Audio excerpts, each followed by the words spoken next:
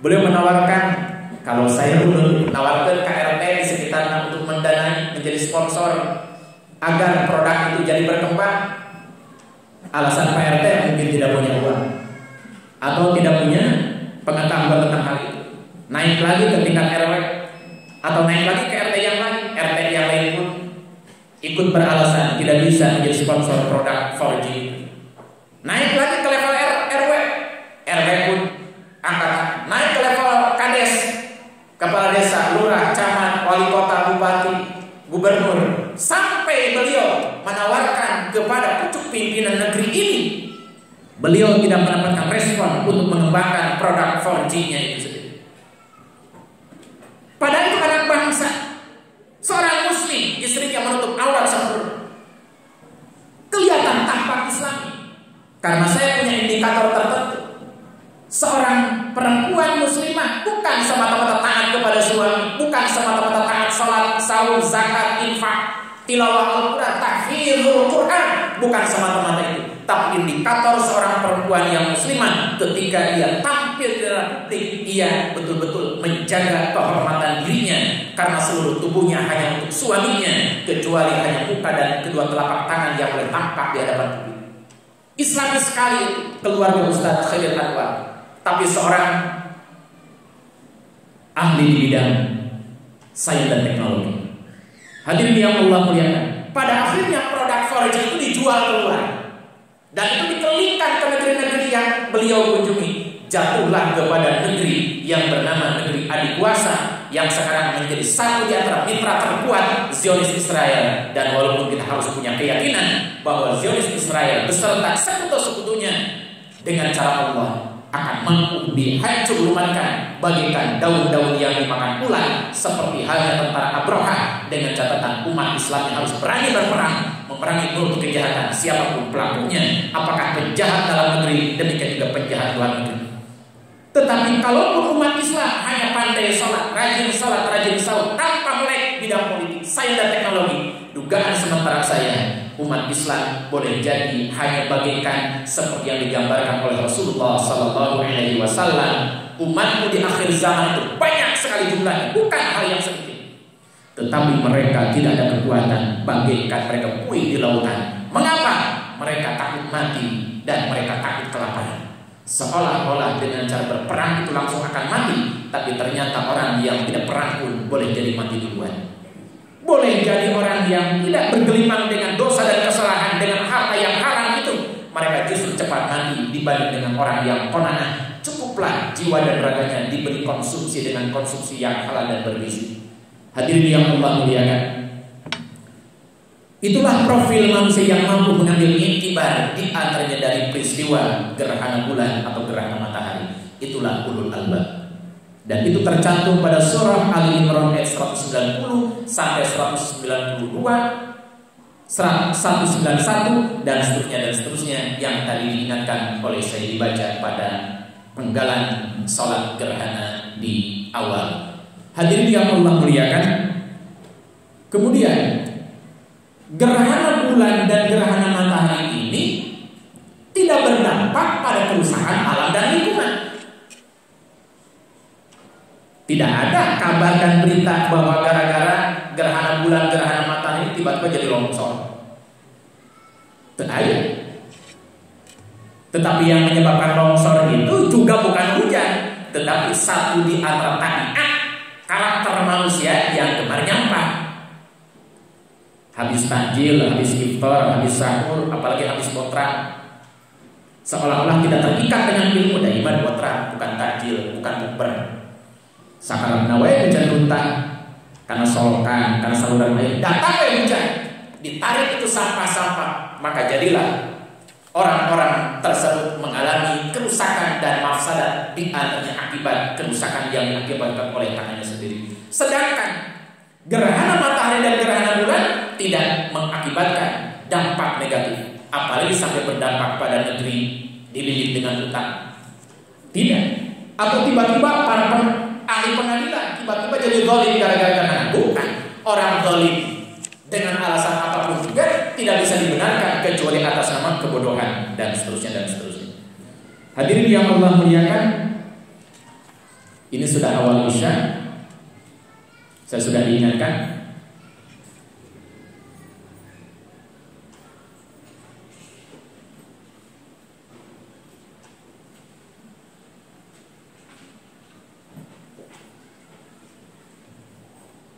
Kita adzan dulu sejenak dan khutbah gerhananya boleh ditambahkan dan diakhiri dengan doa setelah melaksanakan adzan Isya. Dan mudah-mudahan kumandang adzan Isya ini bagian dari syiar di tengah-tengah kita merespon petunjuk Allah dari perilaku Rasulullah SAW, yaitu dengan cara sholat, dengan cara menyampaikan khutbah atau wasiat. Selanjutnya kita melaksanakan satu di antara amal bilmal, yaitu dengan infak, sedekah atau sesuai dengan kemampuan masing-masing. Ada harta berupa uang dengan uang, tidak ada uang dengan apapun yang bisa kita lakukan. Dengan cara itu pula kita lakukan. Bahkan hapunten, ini bukan bermaksud horor. Rasul pun sampai memberi peluang untuk mendapatkan pahala sedekah bagi orang yang diduga ini tidak punya harta apapun juga. Maka Rasul mengatakan, wa fi budni ahadikum sadaqah. Maka hubungan intim antara suami yang sah karena Allah dan ridho lillahi ta'ala, hubungan intim dengan pasangannya, itu pun bernilai sedekah. Masya Allah. Hadirin yang Allah muliakan, silakan mengumandangkan adzan Isya dulu.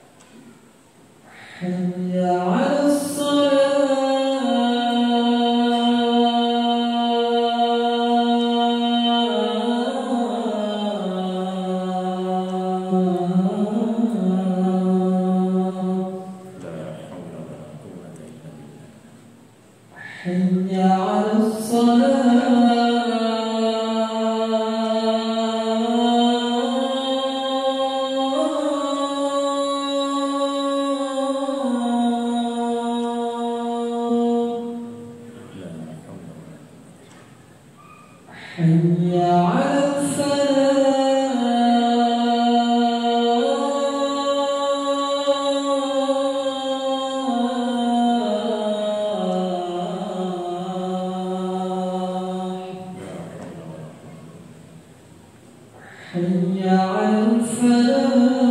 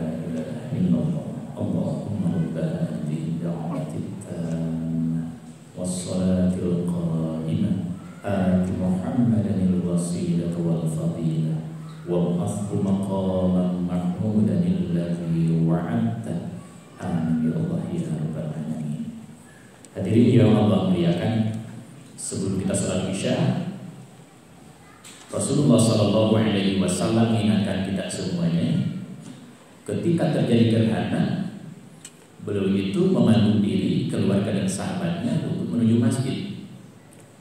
Dan ini sudah kita ittiba kepadanya. Walaupun kita sangat jauh sekali dengan kehidupan beliau, dengan apa yang terjadi pada saat itu, dan ini sudah terpenuhi. Apa yang dilakukan oleh beliau dan sahabat? Bertakbir kepada Allah, mengagungkan Allah Subhanahu wa Ta'ala. Kemudian yang kedua, melaksanakan sholat, yaitu sholat khusuf atau sholat khusuf. Beliau juga menyampaikan khutbah, dan yang tadi disampaikan, beliau memotivasi diri dan keluarga termasuk sahabat untuk bersedekah. Sedangkan di beberapa tempat tertentu berdasarkan kaidah budaya atau tradisi, ketika terjadi gerhana itu mereka bukan malah ke masjid, tapi nyumput di kolong raya. Itu ada berita seperti itu. Itu lucu sekali, dan mana itu mulai nyumput di kolong raya. Allah. Dan mengapa Rasulullah Shallallahu Alaihi Wasallam itu sampai memandu diri untuk segera masuk masjid ketika terjadi gerhana? Karena beliau pun bersabda bahwa kiamat itu bertepatan dengan gerhana. Tetapi disebutkan hari Jumat. Mungkin kalau gerhana saat ini, jika ada yang berpikir iseng, berarti gerhana ayeuna walaupun gerhana total, gerhana bulan total, mual kiamat namarina dan malam Kamis, bukan hari Jumat. Tapi boleh jadi oleh Allah diubah. Dan Allah Maha Kuasa untuk mengubah apa yang telah beliau atau telah Dia firmankan. Sebagaimana satu di antara jaminan Allah itu mengklaim orang yang berdosa dengan klaim yang sangat menakutkan dan mengerikan. Tetapi ketika manusia bertobat, maka klaim itu dihapus dengan ampunan Allah Rabbul Alamin. Dalam konteks ini bukan berarti kita menunggu gerhana tiap hari Jumat atau pada hari Jumat. Tidak demikian. Apalagi hubungannya dengan kita harus bersiap-siap menghadapi kematian. Kematian itu rahasia Allah, tapi pasti ada. Tidak dibocorkan hari apa, hari keberapa, pukul berapa, sedang di mana, di hamparan bumi yang mana. Itu rahasia Allah, agar kita siap kapan saja untuk menghadapi pintu maut itu sendiri, termasuk pada saat ini. Hadirin yang Allah muliakan, ada yang harus diklarifikasi, khawatir ada yang sedikit salah kesimpulan.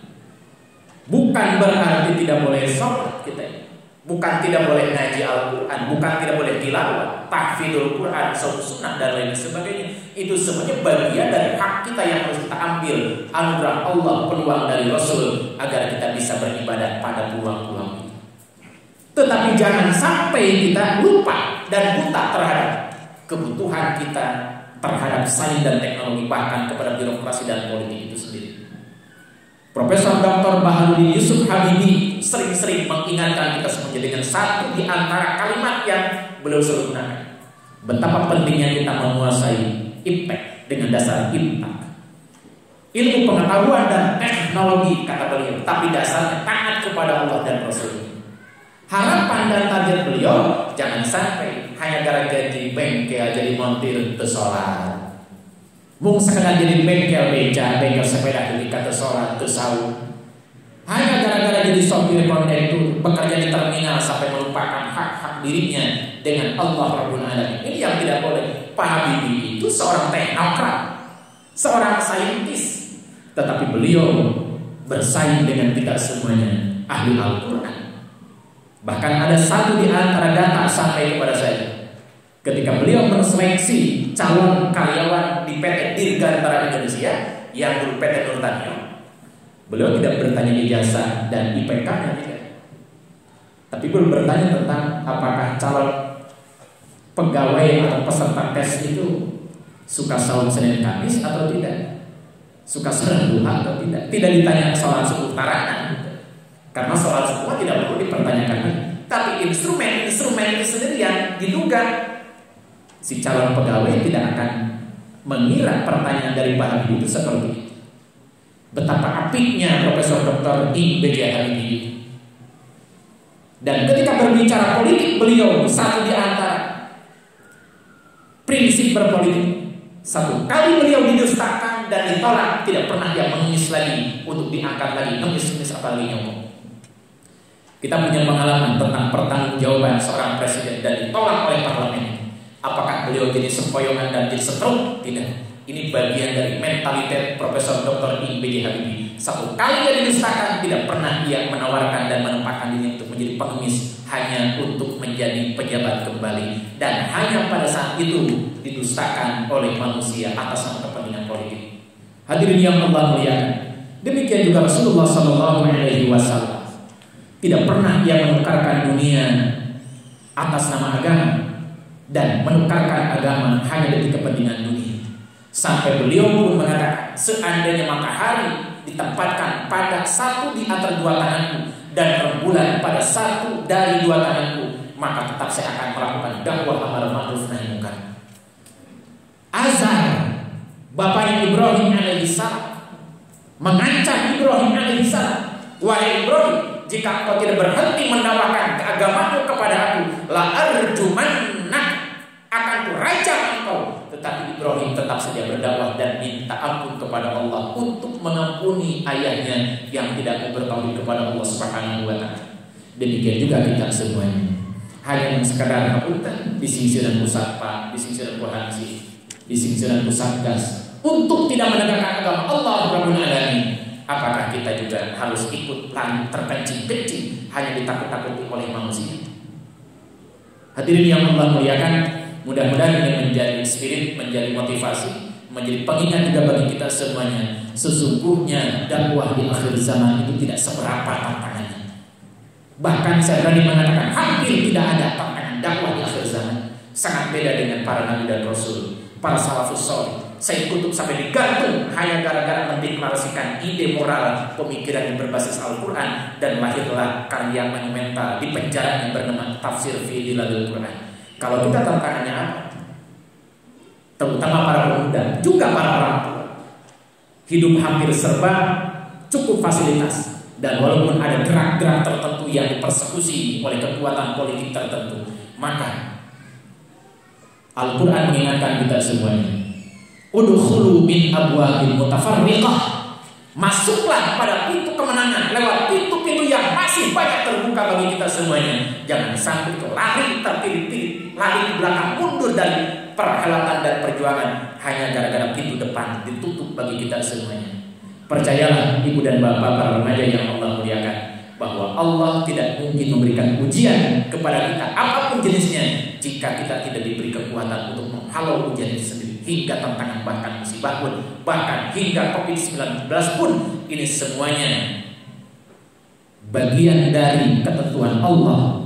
Terlepas itu murni ini musibah dari Allah atau musibah berupa takdir dari Allah, dipancing oleh kegiatan manusia yang tidak beradab, sehingga manusia banyak yang kedodoran dan ikut menanggung resikonya. Tapi pastikan oleh kita semuanya, tidak mungkin Allah memberikan semuanya ini kepada setiap makhluk, termasuk kepada kita, jika Allah tidak memberikan potensinya bagi kita untuk menghalau semua.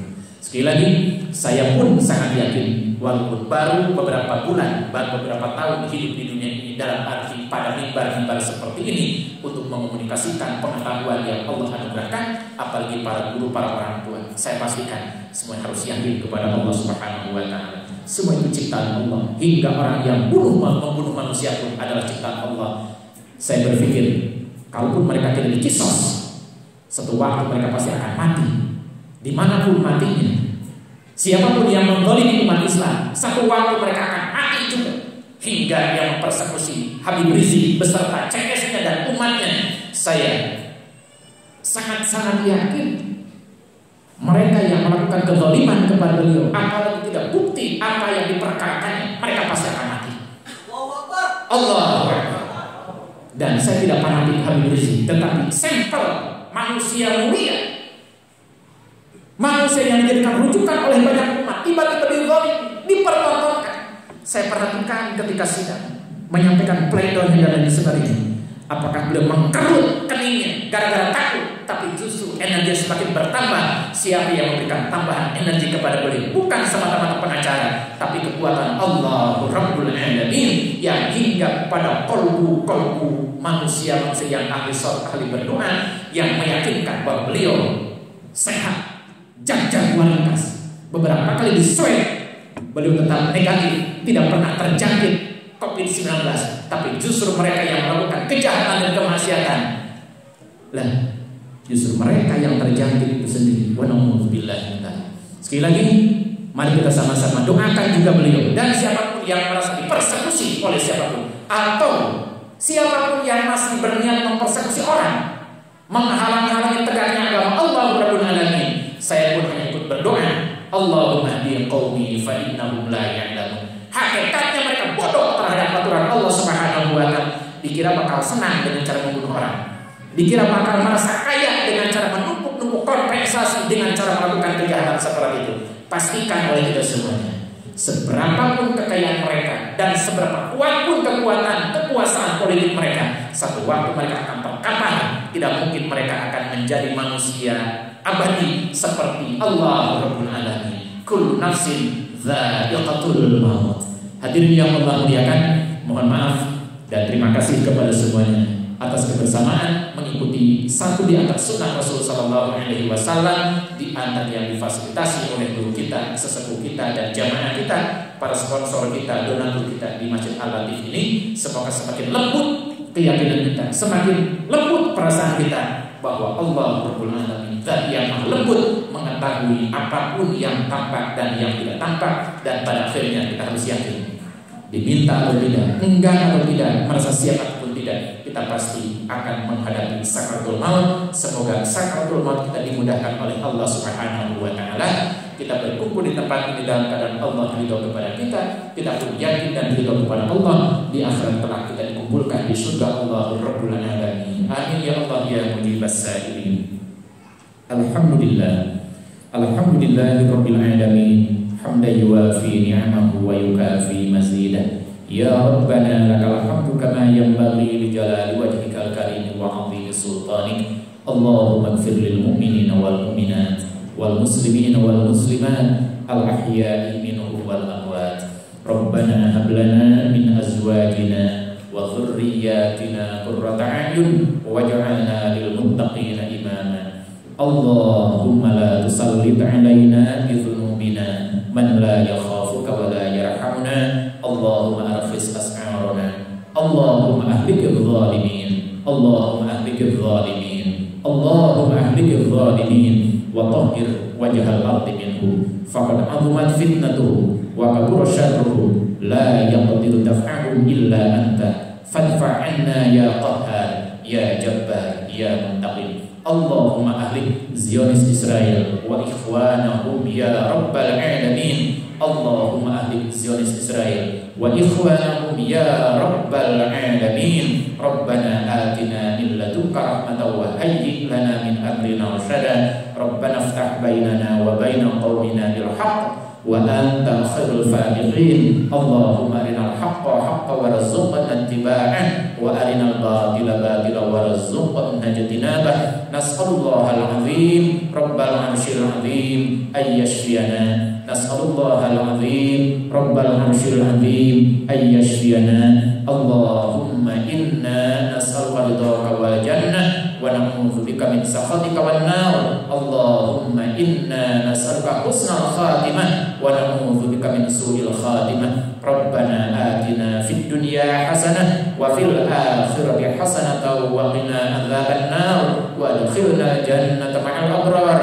Ya azizu ya ghaffar ya rabbal alamin. Hasbunallah wa ni'mal wakil, ni'mal maula wa ni'man nasir. 'Alallahi tawakkalna wa ilallahil masir. Subhana rabbika rabbil izzati amma yasifun wa salamun 'alal mursalin walhamdulillahi rabbil alamin. Amin ya Allah ya mujibas sa'ilin. Mohon maaf dan terima kasih. Mari kita lanjutkan dengan melaksanakan sholat isya. Wassalamualaikum warahmatullahi wabarakatuh.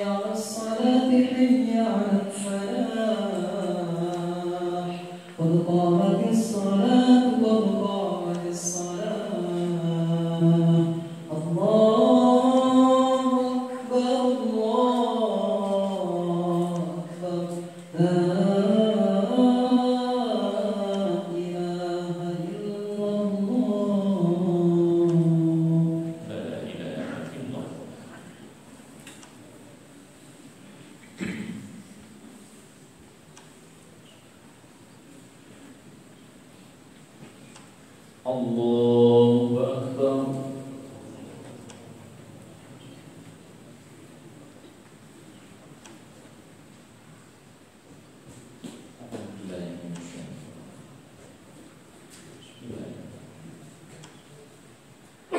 Alhamdulillahi rabbil alamin.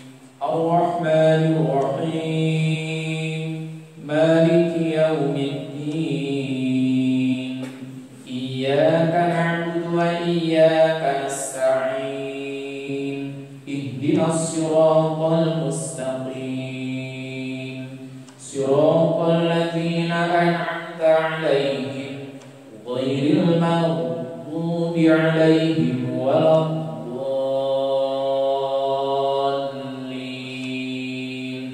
Amin.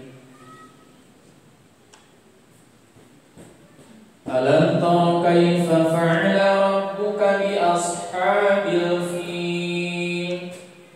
Alam yaj'al kaydahum fi tadlil wa arsala 'alaihim tayran ababil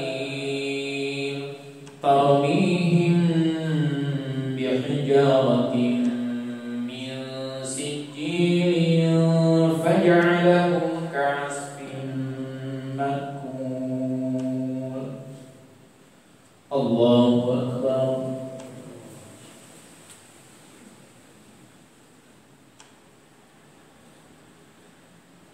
Sami'allahu liman hamidah. Allahu Akbar.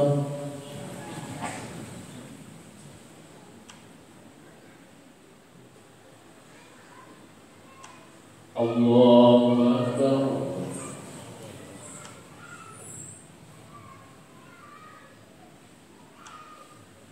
Allahu Akbar.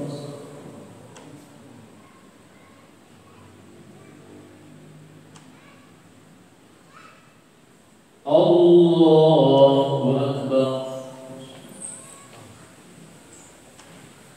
Alhamdulillahi rabbil alamin.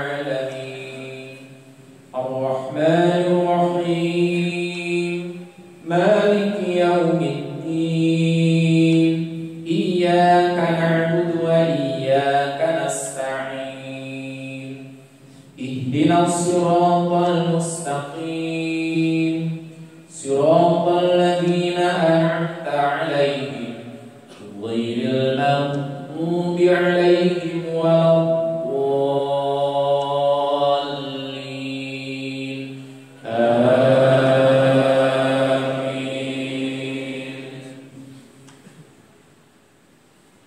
إنا أعطيناك الكوثر فصل لربك وانحر إن شانئك هو الأبتر. الله أكبر.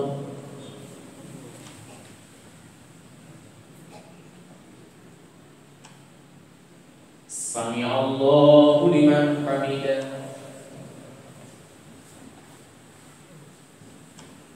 الله أكبر.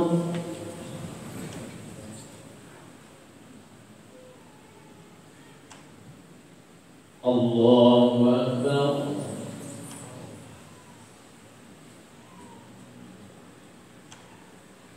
الله أكبر.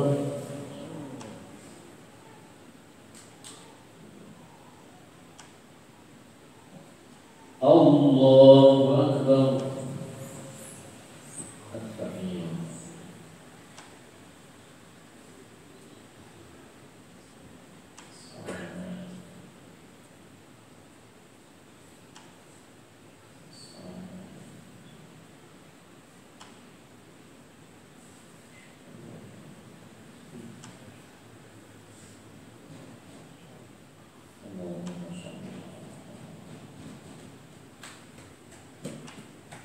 الله أكبر.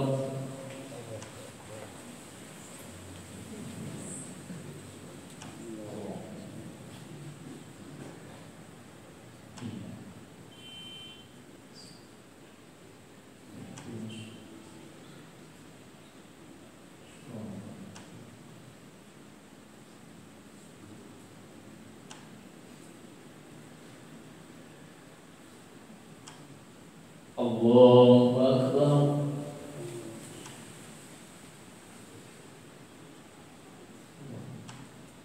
سمع الله لمن حمده.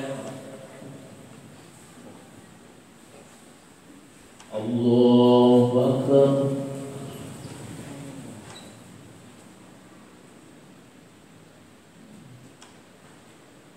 الله أكبر.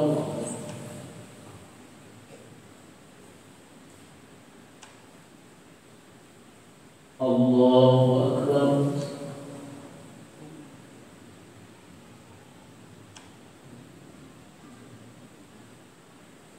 الله